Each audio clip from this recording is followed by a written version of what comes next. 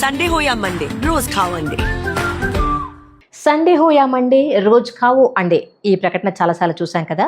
National egg coordination committee తయారు చేసిన ఈ ప్రకటనలు మనల్ని ఆకర్షించేవి, ఆలోచింపచేసేవి. ఇంట్లో పిల్లలు గుడ్డు తినకపోతే సండే హో యా మండే రోజు కావు అండే అని మనం కూడా పాడేవాళ్ళం. కానీ ఇప్పుడు కలకత్తా రాజకీయాలు మన పిల్లలకి అవసరమైన గుడ్డును దూరం చేస్తున్నాయి. పిల్లలకి అందిస్తున్న మిడ్ డే మీల్స్ని ఇస్కాన్ సంస్థకి ఆ రాష్ట్రంలో అప్పచెప్పారు.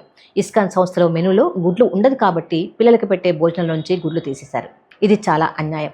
తమ విశ్వాసాల కోసం, తమ రాజకీయాల కోసం పిల్లల ఆహారపు అలవాట్లను మార్చడం అంటే పిల్లల ఎదుగుదలను కూడా అడ్డుకుంటున్నట్టే.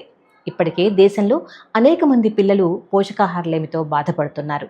చాలామంది పేద పిల్లలకి ఇంట్లో సరైన తిండి లేని పరిస్థితుల్లో స్కూల్లో పెట్టే భోజనమే వాళ్ళ ఆకలి తీరుస్తోంది.